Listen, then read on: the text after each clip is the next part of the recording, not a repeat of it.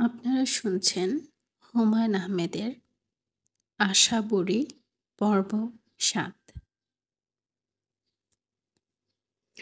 বাসা ছেড়ে দেওয়ার জন্যে যে ১ মাস সময় দেয়া হয়েছিল, সেই ১ মাস ৭ দিন আগে পার হয়েছে। মজার ব্যাপার হচ্ছে, কেউ কিছু বলছে না। সুলাইমান চাচার ৩ মেয়ে এবং তাদের স্বামীদের সঙ্গে আমাদের বেশ কবার দেখা হয়েছে। তারা আমাদের কিছু বলেননি। সবাই এমন ভাব করছেন যেন আমাদের দেখতে পাননি। কোনো বিচিত্র কারণে আমরা অদৃশ্য হয়ে আছি। সামনে থাকলেও আমাদের দেখা যায় না। রহস্যটা কি আমরা বুঝতে পারছি না, তবে সবাই এক ধরনের অনিশ্চয়তায় ভুগছি। না, সবাই না, ভাইয়া কোনো কিছুতে ভুগছে না। সে তার জাপানি ভাষা নিয়ে ব্যস্ত। তার জাপানি ভাষার ফাইনাল পরীক্ষা, পাশ করলে সার্টিফিকেট পাবে। তার ধারণা একজন পাশ করলেও সে পাশ করবে। সব কিছু ছেড়ে ছুড়ে এখন সে জাপানি পড়ছে। খাবার টেবিলেও জাপানি ভাষা ছাড়া অন্য কোনো কথা বলছে না। বুঝলি খুকি, আমরা যেমন ১-২ করে জিনিস গুনি, জাপানিরা তাই করে। তবে এক এক রকম জিনিসের জন্য এক এক ধরনের ১-২ ব্যবহার করে। জাতি হিসেবে এরা খুব পাগলা। তোমার কথা কিছুই বুঝলাম না। সমতল জিনিস যেমন রুমাল, তক্তা, এইসব গোনার জন্য তাদের একরকম সংখ্যা। ১ হলো ইচিমাই, ২ হলো নিমাই, ৩ হলো সালমাই। আবার জন্তু এবং মাছ গোনার জন্যে অন্যরকম সংখ্যা। ১ হলো ইপ্পিকি, ২ হলো নিহিকি, ৩ হলো সানবিকি। লম্বা জিনিস যেমন কলম, কলা, ছাতা, এগুলো গোনার জন্য অন্যরকম সংখ্যা। ১ হলো ইপ্পেন, ২ হলো নিহন, ৩ হলো সানবন। পাগল নাকি? অফকোর্স পাগল।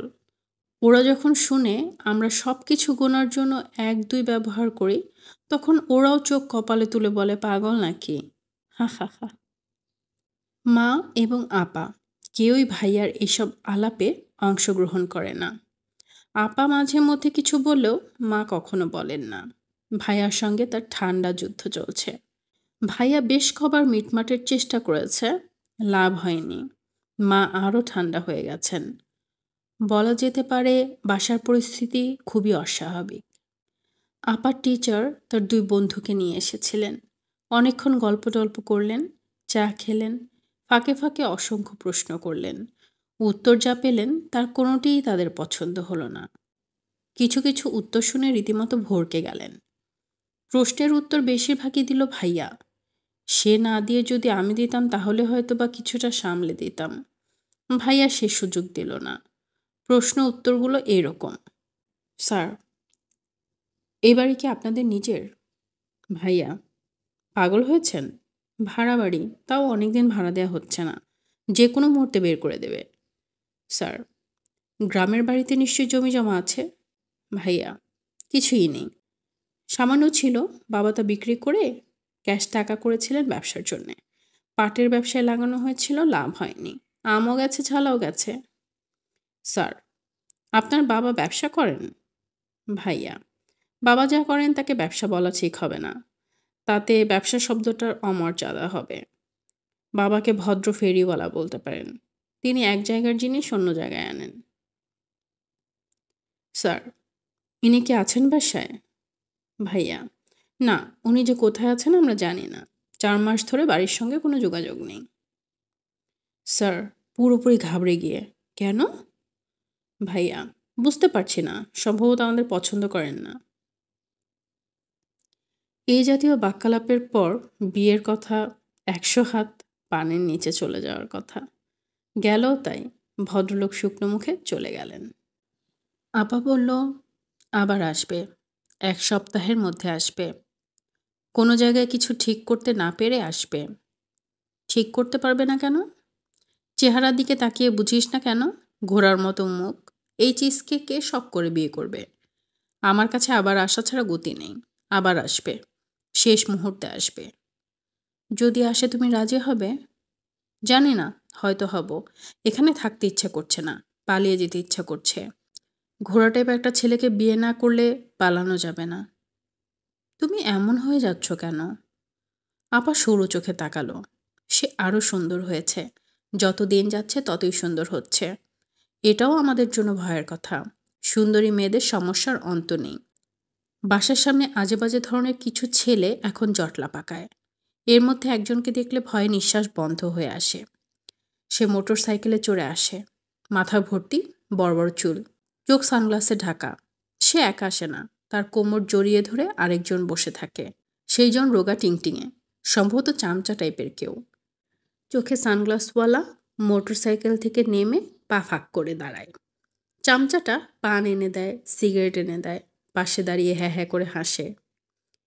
আমাদের বাসাটাই যে এদের লক্ষ্য তা অত্যন্ত পরিষ্কার, কারণ এরা তাকিয়ে থাকে আমাদের বাসার দিকে। কোনো কোনো দিন দুটা মোটর সাইকেলে করে 4 জন এসে উপস্থিত হয়। এরা কখনো বসে না, পা ফাঁক করে দাঁড়িয়ে থাকে। সম্ভবত দাঁড়িয়ে থাকাটাই স্টাইল। এক বিকেলে সানগ্লাসওয়ালা আমাদের বাসার কড়া নাড়ল। আমি দরজা খুললাম। বিস্ময়ের প্রথম ধাক্কা সামলে নিয়ে বললাম, কি চান? সানগ্লাসওয়ালা বলল, আগুন দরকার, দেশলাই আছে? আমি দেশলাই এনে দিলাম। সে সিগারেট ধরাতে ধরাতে বলল, মীরা কি বাসায়? হ্যাঁ বাসায়, কেন? না, এমনি জিজ্ঞেস করলাম। সে লম্বা লম্বা পা ফেলে মোটর সাইকেলের দিকে রওনা হলো। আমি বললাম, দেশলাই দিয়ে যান। ও সরি, ক্যাচ ধরো তো, বলে দূর থেকেই দেশলাই ছুড়ে দিল। তার সঙ্গীরা হেসে উঠল। আমি কঠিন মুখ করে অনেকক্ষণ দাঁড়িয়ে রইলাম। এর বেশি আমার আর কি বা করার আছে? আমাদের পাশের বাড়ির ভাড়াটের স্ত্রী একদিন এসে কথায় কথায় আমার মাকে বললেন, আপা, বড় মেয়েটাকে আপনি তাড়াতাড়ি বিয়ে দিয়ে দিন। মা বললেন, কেন? সবাই কী সব বলা বলি করে, শুনে ভয় লাগে শেষটায় যদি কোনো কেলেঙ্কারি হয়। কি বলা বলি করে? গুন্ডা টাইপের ছেলে রোজ আসে, এদের বিশ্বাস নেই। ধরুন খালি বাসায় এরা যদি কোনো দিন এসে মেয়ে উঠিয়ে নিয়ে যায়, তখন কি করবেন? এরকম তো হচ্ছে আজকাল। খবরের কাগজ খুললেই দেখা যায় অপহরণ, ধর্ষণ। আপা, আপনি মেয়ের বিয়ের ব্যবস্থা করুন, কিংবা দূরে কোথাও পাঠিয়ে দিন। এ জাতীয় কথায় আতঙ্কগ্রস্ত হওয়া স্বাভাবিক। আমরা আতঙ্কগ্রস্ত হই, কিন্তু ভাইয়া নির্বিকার। সে হাসতে হাসতে বলল, যারা ঘন্টার পর ঘন্টা পা ফাঁক করে দাঁড়িয়ে থাকে তাদেরকে ভয়ের কিছু নেই। এরা হার্মলেস ভেজিটেবল, কাজকর্ম নেই বলে দাঁড়িয়ে থাকে। আমি ভাইয়াকে বললাম, তুমি তাদের কিছুই বলবে না?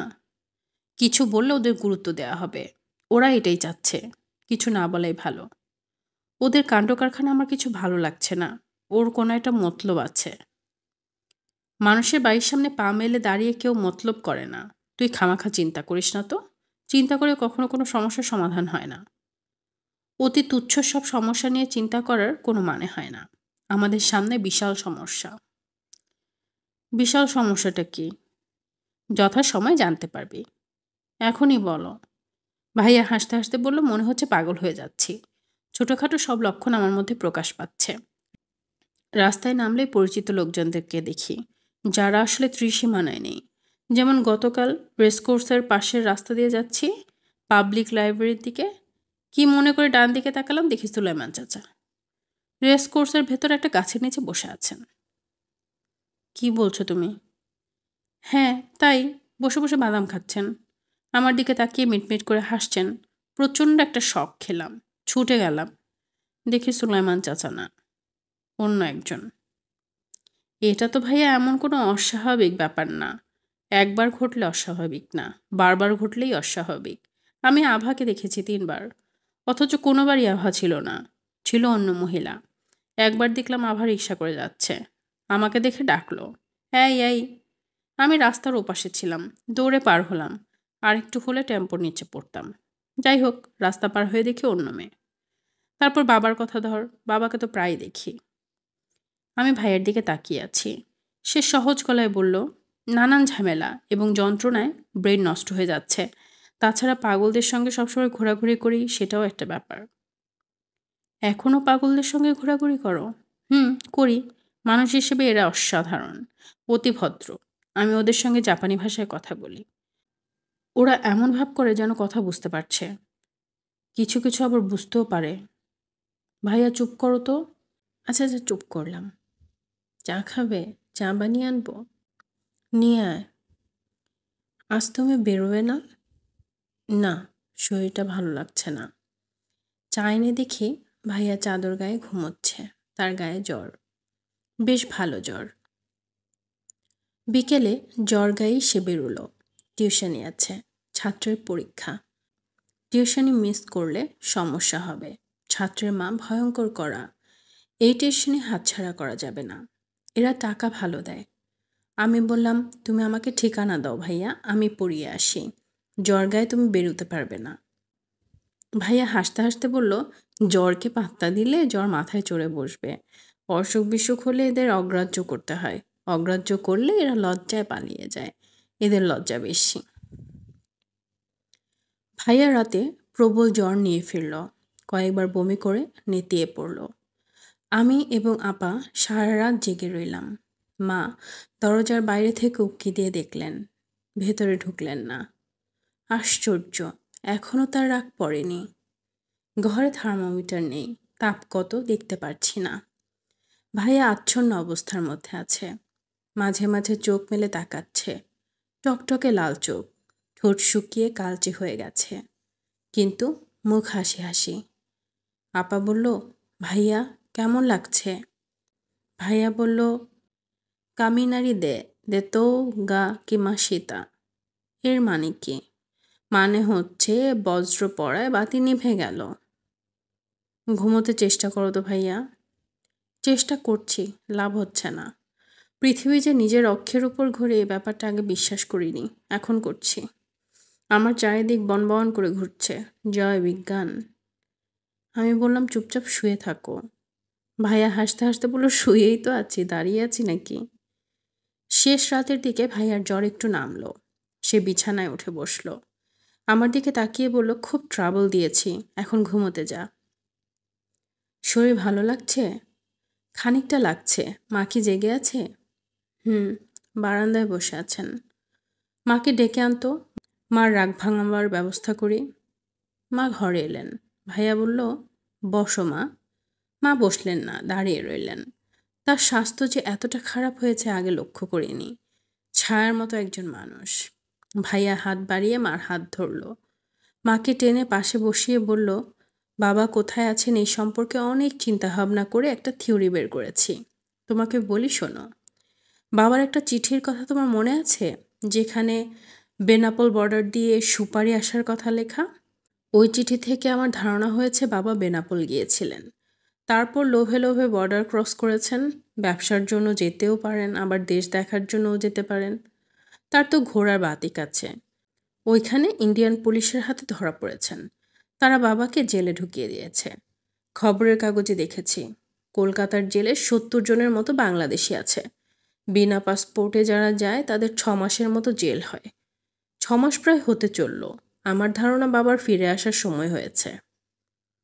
আমরা সবাই হতভম্ব হয়ে ভাইয়ার দিকে তাকিয়ে আছি। ভাইয়া বলল, আমি কলকাতায় খোঁজ নেবার চেষ্টা করেছি, লাভ হয়নি। নিজেই যাব, পাসপোর্ট করেছি, এই দেখো।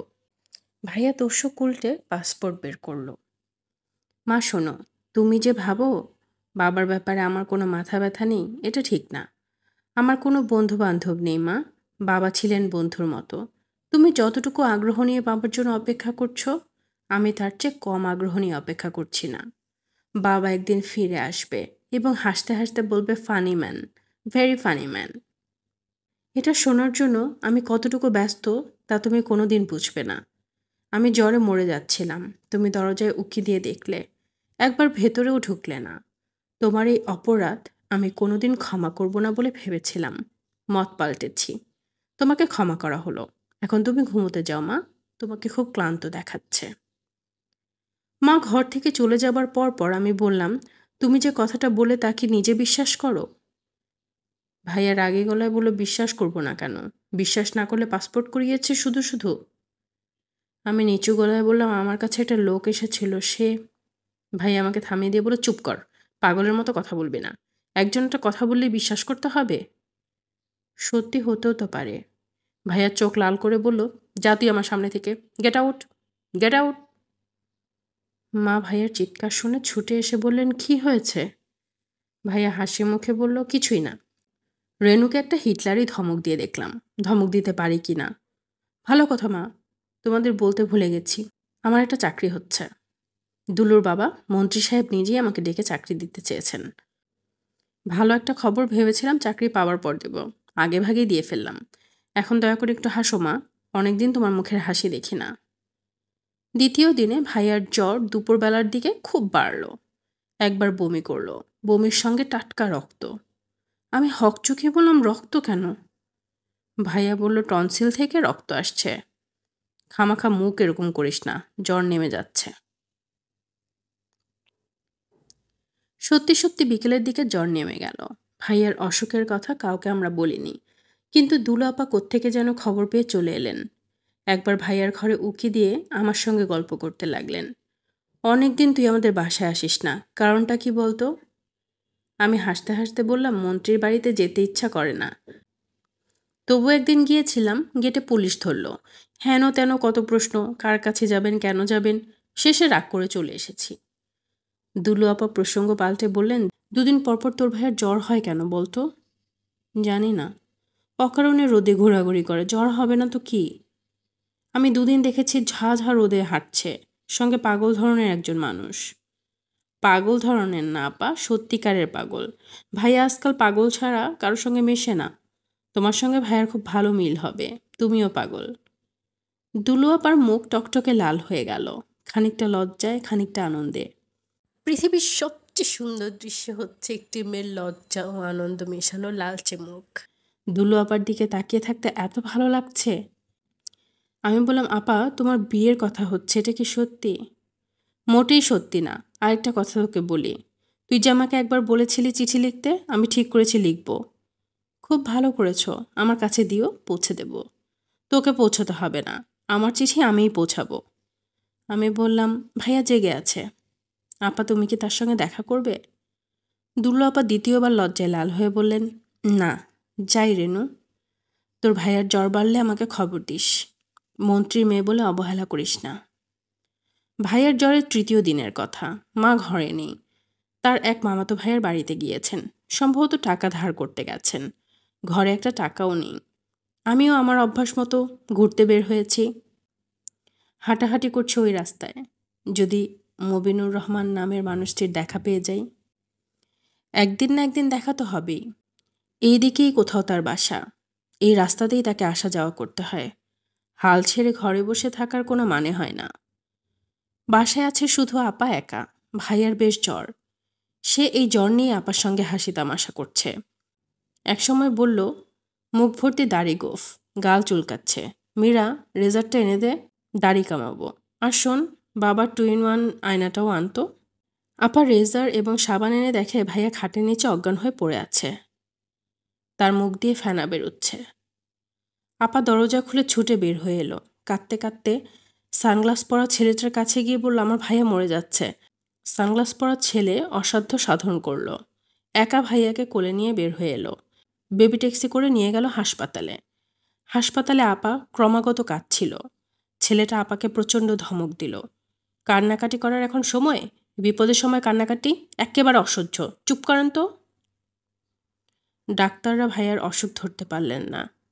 তাদের চেষ্টার কোনো ত্রুটি অবশ্য হলো না, কারণ দুলু আপার বাবা সেচ ও যোগাযোগ মন্ত্রী দুবার এসে রোগী দেখে গেছেন। তার নির্দেশে রোগীকে জেনারেল ওয়ার্ড থেকে কেবিনে নেওয়া হয়েছে। চিকিৎসার জন্যে একটা মেডিকেল বোর্ড তৈরি করা হয়েছে। দুলু আপা সারাক্ষণ আছেন ভাইয়ের পাশে, কোনো রকম সংকোচ নেই। রোগীর গা স্পঞ্জ করতে হয়, দুলু আপা অত্যন্ত স্বাভাবিক গলায় বলেন, দেখি তোয়ালেটা আমার কাছে দাও তো, আমি গা স্পঞ্জ করে দিচ্ছি। ভাইয়া লাল চোখে দুলু আপার দিকে তাকিয়ে থেকে বলেন, কে, আভা নাকি? মাই গড, তুমি কোত্থেকে খবর পেলে? আমি তোমাকে খুঁজে বের করার অনেক চেষ্টা করেছি। তুমি কোথায় ডুব দিয়েছিলে বলো তো? দুলু আপা কিছুই বলেন না, চুপ করে থাকেন। তার চোখ মমতা ও বেদনায় ছলছল করে। এই পর্বটি এখানেই শেষ। যদি ভালো লেগে থাকে তবে একটি লাইক দিবেন, কমেন্টস করবেন। যারা গল্প শুনতে ভালোবাসে তাদের সাথে শেয়ার করবেন আর আমার চ্যানেলটি সাবস্ক্রাইব করবেন। ধন্যবাদ।